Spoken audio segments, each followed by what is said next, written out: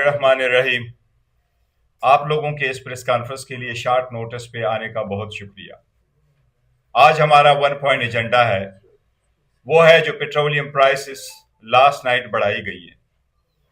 हम सबको बहुत अफसोस के साथ ये कहना पड़ता है कि पेट्रोल एक ऐसी प्रोडक्ट है जिसका अल्टरनेटिव नहीं है, और इसकी कीमत से और इसके बढ़ने से एक आम पाकिस्तानी और एक गरीब काश्तकार डायरेक्टली इफेक्ट होता है। इसलिए जो हुकूमत ने भिलाजवाज, गैर जरूरी और प्रोपोर्शनेट से ज्यादा प्राइस बढ़ाई है, इसलिए हम प्रेस कॉन्फ्रेंस कर रहे हैं, वरना शायद हम ना करते। सबसे पहली बात तो यह है कि इसमें कोई शक नहीं है कि ईरान की जंग से दुनिया में प्राइसेस में रद्द-बदल हुआ है। 96 कंट्रीज में प्राइस में रद्द-बदल हुआ है।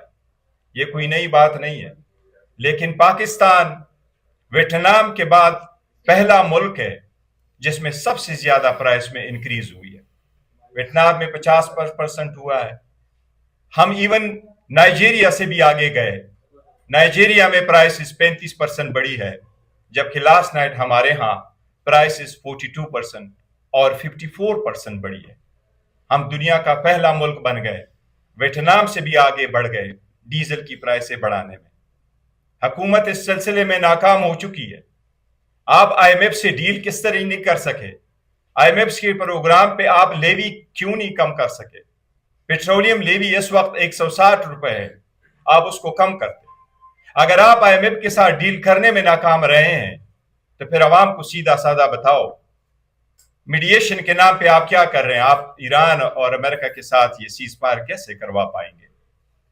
और उस पर आपने एतमाद में लिया भी नहीं है पार्लियामान को।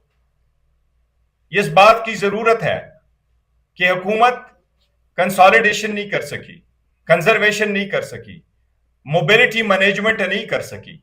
ऑलरेडी आप कह चुके हैं कि 4 दिन हफ्ते में काम होगा। जूम की वजह से आप 50% वर्कलोड खत्म करा चुके हैं। फिर आपकी लास्ट मंथ में ऑयल मार्केटिंग कंपनी की सेल 19% क्यों ज्यादा हुई है उससे पहले वाले महीने में, जबकि सब कुछ बंद था? आप होर्डिंग, स्मगलिंग और वो लोग जो जखीरांदोजी कर रहे हैं उनको आप नहीं रोक सके। आप अपने शाखर्चियों की वजह से लेवी को नहीं कम कर रहे हैं, जबकि ये आप अवाम पे बर्डन पास ऑन करते हैं। मैं उनको कहूंगा कि श्रीलंका, अफगानिस्तान में भी 7% प्राइस बढ़ी है, जबकि आप 50% से आगे बढ़ गए। और सबसे पहले मैं उनको मिसाल दूंगा कि हमारे दुश्मनी सही, लेकिन हमारा पड़ोसी यहां मौजूद है, पड़ोसी मुल्क में। वहां उन्होंने अपने जो एक्साइज ड्यूटी लगी थी उसको 13 रुपए से 3 रुपए पे लेके आए ताकि अवाम पे बर्डन पास ऑन ना कर सके। और मैं उनको वो भी मिसाल दूंगा अपने पड़ोसी मुल्क का, जो मैं नाम उनका नहीं लेना चाहता, इतनी हमारे पास उनकी दुश्मनी के मैं नाम मुनासिब नहीं समझता। वो हमारा दुश्मन मुल्क, लेकिन वहां भी इस प्राइस का बर्डन ऑयल मार्केटिंग कंपनीज ने शोल्डर किया। वो ऑयल मार्केटिंग कंपनी जो हर मर्तबा ये प्राइस बढ़ा बढ़ा करके, ये कीमतें बढ़ा बढ़ा करके प्रॉफिट कमा रहे, उस मुल्क ने ये किया कि हम ऑयल मार्केटिंग कंपनी भी इस बर्डन को शोल्डर करेंगे। उन्होंने भी कुछ प्राइसेस अपने जिम्मे ले ली, लेकिन अवाम को पास ऑन नहीं किया। आपने अवाम के एक ऑर्डिनरी बंदे पे, आपने इस मरतबा वजीर आजम साहब को मैं डायरेक्टली कहता हूं कि आपने 3 मरतबा अवाम को एड्रेस करके, उनका हमदर्द बन के, आपने उनके मुबारकबादें लेके आपने अवाम के साथ धोखा किया, क्योंकि आप उसको हर मरतबा आप वाइंड अप कराते थे और एक गो में आपने प्राइस ज्यादा बढ़ाई है। आपने अवाम के साथ धोखा किया है। ये साथ जो आप सब्सिडी दे रहे हैं, इस वक्त पाकिस्तान भर में केपीके में तकरीबन 14 लाख की बाइक्स है, पूरे पाकिस्तान में तकरीबन 2.5 मिलियन के हैं, ज्यादा है 25 या समथिंग।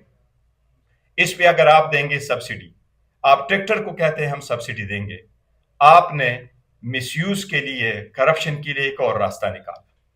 बेनजीर इनकम सपोर्ट में पैसे जाते रहे, लेकिन ट्रांसपेरेंसी न होने की वजह से आपने देखा कि 700 अरब रुपए तो स्पेंड हो गए, लेकिन बहावल नगर में एक औरत भूख की वजह से मर गई। कभी रमजान में पैकेजेस पे, कभी इन पैकेजेस पे आप लोगों को पैसे देंगे, ये पैसे उन लोगों की जेबों में नहीं जाएगा जो असल में हकदार है, जो चला रहे हैं, जिनकी बिजनेस जिसको जरूरत है, ये पता नहीं ये पैसे कहाँ जाएंगे, पर्स जो सरकार के पर्स से ये पैसे निकलेंगे। आप अगर इस लवाम को कह रहे कि मैंने इस्लामाबाद और पंजाब में ट्रांसपोर्ट फ्री की है, ये पैसे कहां से फिर आ रहे हैं? अगर ऐसे ही करना था तो आवाम को समझाएं कि आपने प्राइस कैसे बढ़ाई है। आपने बेतहाशा प्राइस बढ़ाई है जिसकी मिसाल पूरी दुनिया में नहीं मिलती। और ये वक्त है, हम अपील करेंगे पूरी मुस्लिम दुनिया को कि ये वक्त है, इस जो जितना जंग जारी रहेगा इसका भी इम्पैक्ट होगा। हम पूरी दुनिया से भी अपील करेंगे कि इस जंग को रोका जाए। और पेट्रोलियम के प्राइसेस पे मजीद जो डिटेल बहस है वो इंशाल्लाह ताला आपके साथ, ये तैमूर जगड़ा साहब इंशाल्लाह ताला उस पे आपसे डिटेल बात करेंगे जी।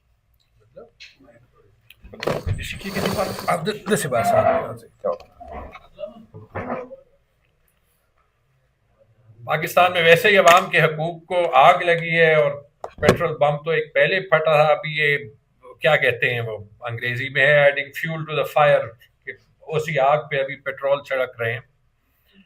और मुझे लगता है कि ये सिलसिला अनफॉर्चुनेटली आगे जाएगा, क्योंकि इस हुकूमत के 4 साल रिकॉर्ड ने ये साबित कर दिया कि 4 साल में इन्होंने मईशत में एक धेले का काम नहीं किया।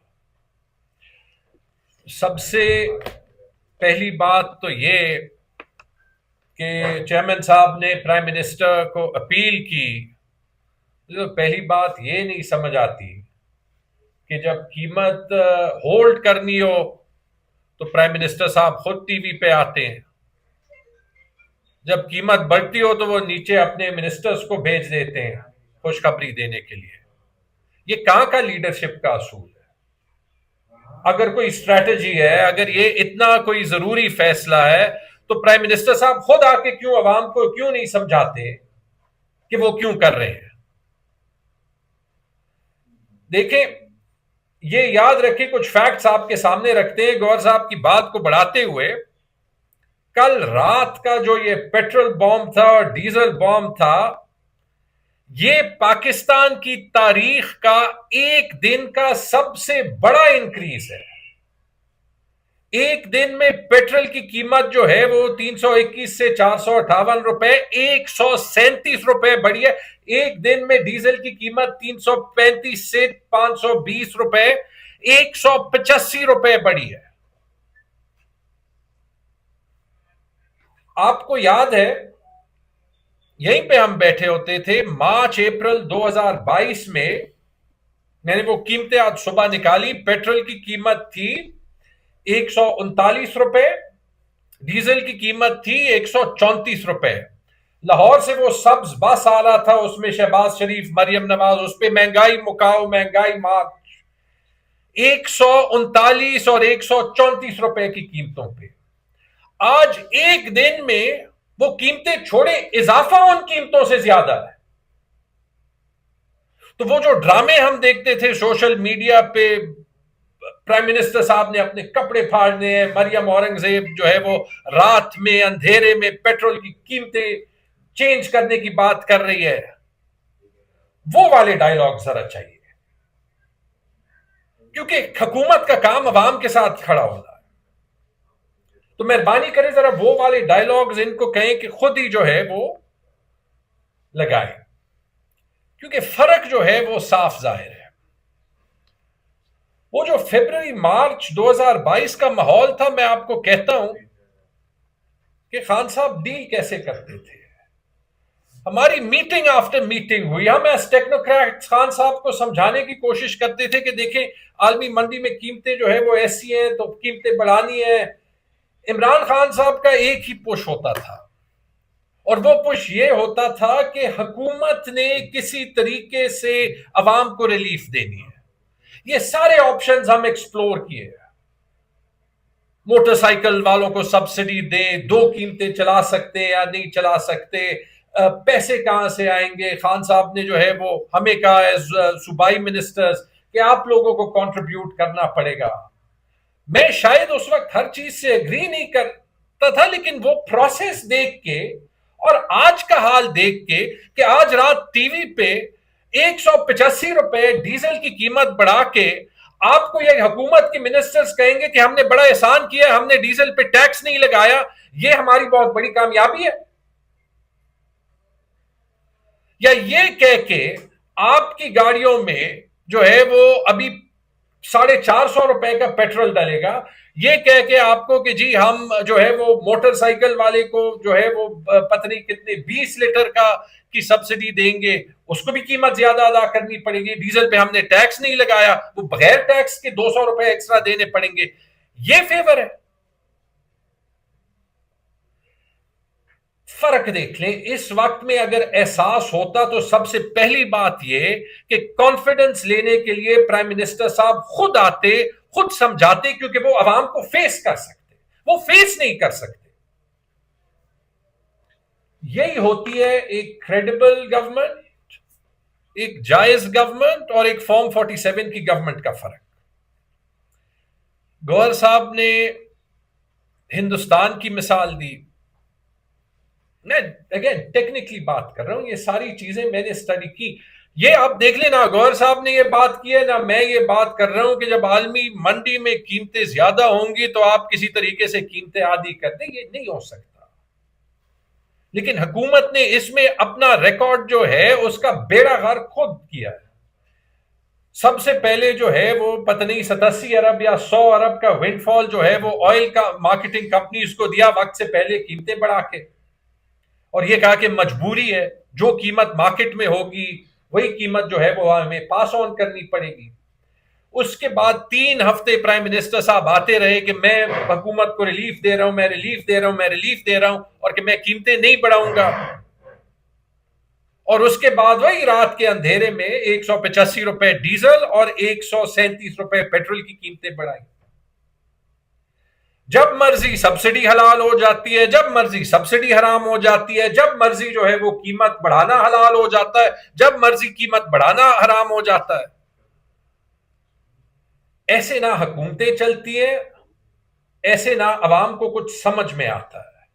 और इसीलिए ये जो अभी आप पैनिक में स्टेप्स देख रहे हैं कि यहां पे एक हफ्ता जो है वो पब्लिक ट्रांसपोर्ट पे जो बीआरटी पे जाएगा उसको जो है वो कीमत नहीं देनी पड़ेगी, बड़ी अच्छी बात है। लेकिन जो आपने डिजास्टर अभी बोया है ये उसको सॉल्व नहीं करता।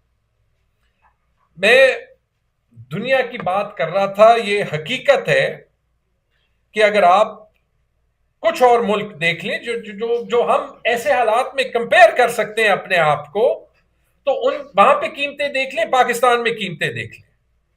पाकिस्तान में पेट्रोल जो है वो 458 रुपए पाकिस्तानी। केनिया में जो $1.64 हो गया, केनिया में $1.37 हो गया, यानी 400 रुपए से कम। बांग्लादेश में $1 हो गया, यानी 280 रुपए पाकिस्तानी।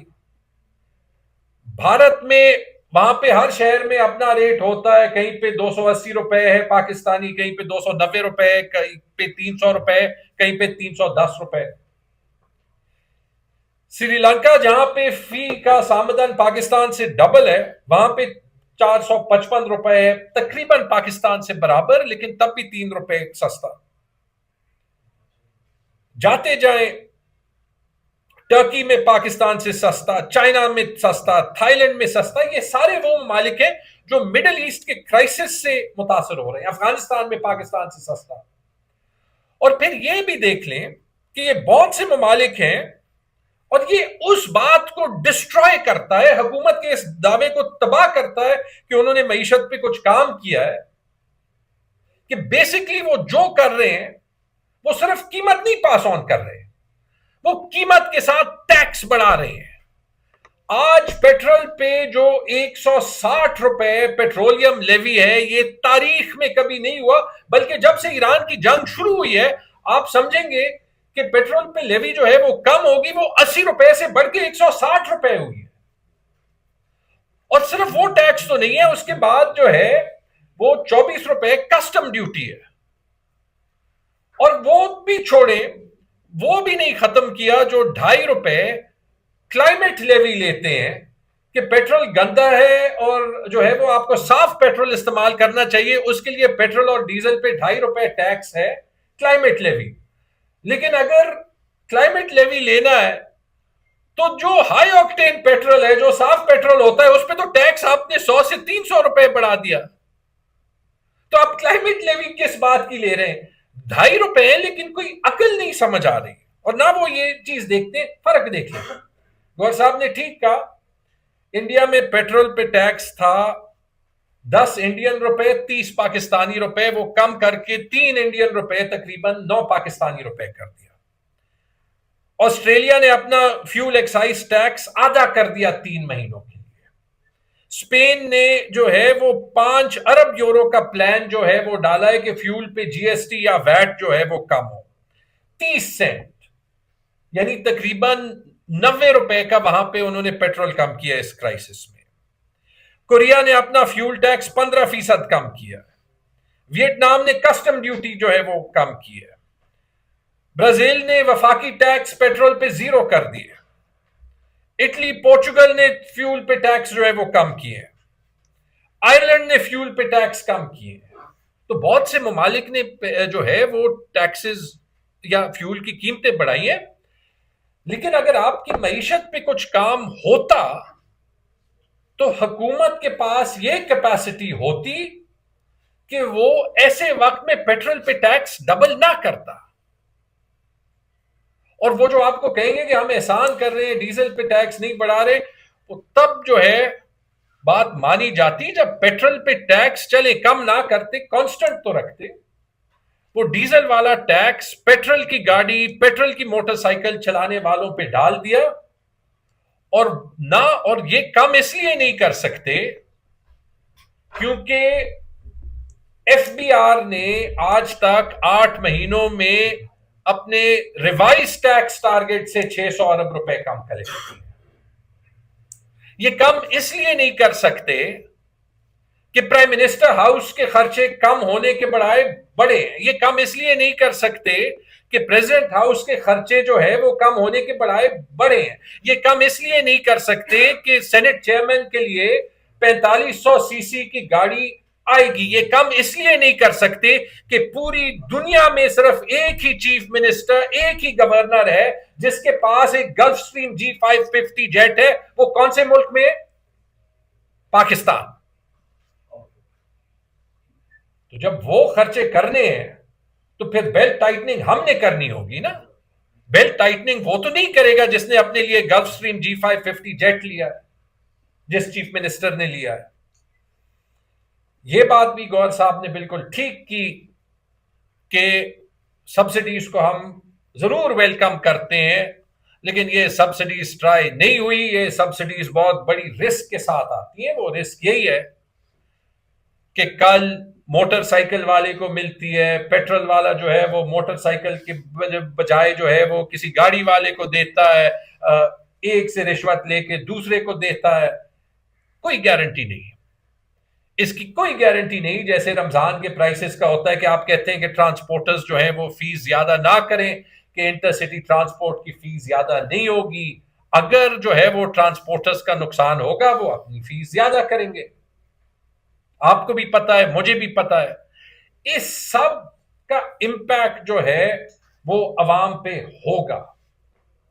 और सिर्फ ये नहीं, इससे आप देख लें जो एग्रीकल्चर पे इंपैक्ट होगा, जो फर्टिलाइजर्स पे इंपैक्ट होगा। आप सोच लें कि 185 रुपए कीमतें बढ़ने का जो है वो महंगाई पे क्या इंपैक्ट होगा। और इसीलिए ये बाकी ममालिक ने ये स्टेप्स लिए पेट्रोल की कीमतें कांस्टेंट रखने के लिए। और पाकिस्तान इसलिए नहीं ले सकता क्योंकि ये जो 4 साल आपको कह रहे थे कि इन्होंने मईशत ठीक की है, इन्होंने मईशत नहीं ठीक की, इन्होंने जजेस को जरूर ठीक किया। भाई चीज जो इनके ख्याल में इन्होंने ठीक की तो वो किया, लेकिन इनके पास कोई कैपेसिटी नहीं है। वरना ये मईशत में ये पेट्रोल की कीमतें किसी हद तक एब्जॉर्ब कर लेते। बड़ी क्लियर बात है, इनको आईएमएफ ने कहा कि आपके पास ये स्पेस नहीं है। तो एकदम आपने देखा कि 24 घंटों के अंदर आपको जो है वो पेट्रोल पे कीमतों का वो बम फटने को मिला जो कभी किसी ने सोचा भी नहीं था। देखिए, एंड में अगर कुछ चीजें कहें ना, कहीं ये कहते हैं कि आप लोग जो है वो क्या करें, यहां पे बड़े क्लियर सिग्नल्स चाहिए। सबसे पहला काम, वो जेट बेचे, sell the jet, sell the damn jet. क्योंकि सिग्नल एक चीज होती है, और वो सिग्नल यही है कि अगर आपके पास इतने पैसे हैं, जैसे सारे हुकूमती मिनिस्टर कह रहे हैं पंजाब के पास बड़ा पैसा है, तो ठीक है, फिर पंजाब में पेट्रोल की कीमत वही रखते हैं, कम से कम आधे पाकिस्तान को तो जो है वो मिलेगा। अगर नहीं है, then what are you doing in a jet?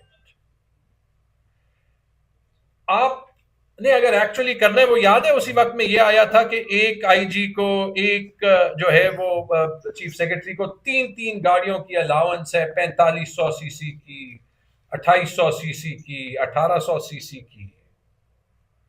एक काम करें, ये अलाउंसेस कम ना करें।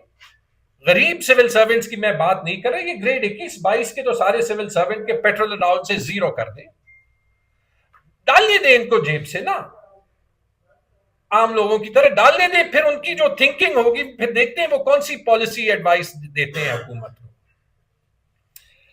जो मैं बार बार जो है वो चीखता हूं कि देखें, जो हमारे सरकारी सेक्टर का निजाम है, पेंशन्स का निजाम है, जो इस पे हम सरकारी सेक्टर में 6,500 अरब रुपए तनख्वाहों और पेंशन्स में लगाते हैं, 10 में से 2 लोग काम करते हैं, 3 करते हैं, आपने कहा है कि किफायत शारी करनी है, दिखाएं 1 रुपए की बचत। इसका 4 साल में कोई हल निकालें। चलिए नहीं है तो दिखाएं कि इन्वेस्टमेंट कितनी ज्यादा हुई है। इन्वेस्टमेंट तारीख के कम तरीन सतह पे, इकोनॉमी की 13% शरह पे इन्वेस्टमेंट आ रही है। चलिए दिखाएं कि आपने पॉवर्टी कम की है। अभी एहसन इकबाल की रिपोर्ट निकली है, उसने कहा है कि पाकिस्तान में पॉवर्टी यानी गुर्बत तारीखी सतह पे। चलिए दिखाएं कि मईशत बढ़ी है। ये 4 साल जो है इनके फज फिगर्स के साथ भी पाकिस्तान की तारीख की सबसे मईशत जो है वो कम सतह पे बढ़ी है। चलिए दिखाएं कि लोगों की कुव्वत खरीद बढ़ी है। एहसन इकबाल की रिपोर्ट यह भी कहती है कि 2016 के मुकाबले में आम पाकिस्तानी की कुव्वत खरीद 12% जो है वो कम हुई है। चलिए दिखाएं कि टैक्सेस जो है वो कम हुए। आपको भी पता है, मुझे भी पता है कि जो तनख्वाहदार तबका टैक्स दे रहा है उस पर तारीखी बोझ है टैक्स का। चलिए दिखाएं कि एक्सपोर्ट ज्यादा हुए। आपको भी पता है, मुझे भी पता है कि एक्सपोर्ट इस साल 40% कम हुए। और इस जंग के बाद क्या हाल होगा? ये ट्रैक रिकॉर्ड जिस हुकूमत का हो वो वाकई पेट्रोल पे रिलीफ नहीं दे सकती, पहली बात। और दूसरी बात, जो भी वो कहती है, जब आपकी अवाम में क्रेडिबिलिटी ना हो तो अवाम आपकी बात मानेगा नहीं। वो आपके गल्फ स्ट्रीम जेट को देखेगा, वो आपके लैंड क्रूजर्स को देखेगा, वो आपकी शाह खर्चियों को देखेगा, वो ये देखेगा कि पीएसएल जो है वो तमाशाई के लिए बंद है, लेकिन चीफ मिनिस्टर पंजाब उसको अपने कॉन्वॉय में या अपने मर्सिडीज में, जिसमें हाई ऑक्टेन फ्यूल ही लगता है, वो आएंगी, वो मैच देखेंगी जो है वो, और उनके साथ मिनिस्टर्स और उनके साथ बच्चे। ये नहीं, वो भी देखें, लेकिन इसके बाद किसी हुकूमत की क्रेडिबिलिटी जो है वो नहीं बनती। और एंड में मैं यही कहूंगा कि देखें, हम पे ये हुकूमत बार बार इल्जामात लगाती है, तब भी कहेंगे आप दोबारा देख लें, यहां पे किसी ने ये नहीं कहा कि पेट्रोल की कीमत आधी करे। लेकिन इतना बड़ा ग्लोबल क्राइसिस है, इसमें ये तो जान जाए कि इस मुल्क ने एक होना है, और इस मुल्क ने एक तब ही होना है जब थोड़ी सी रिकंसिलिएशन होगी, जब आप अवाम में ट्रस्ट बिल्ड करेंगे, उसका रास्ता निकालें। वही बात हम पार्लियामेंट के अंदर, पार्लियामेंट के बाहर हर रोज करते हैं, ताकि इस क्राइसिस से मुल्क निकले और मुल्क जुड़े। क्योंकि हमारे एक्सटर्नल दुश्मन इतने ज्यादा हैं कि हमें आपस में तो ये लड़ाई नहीं करनी चाहिए जो हम कर रहे हैं। बहुत बहुत आपने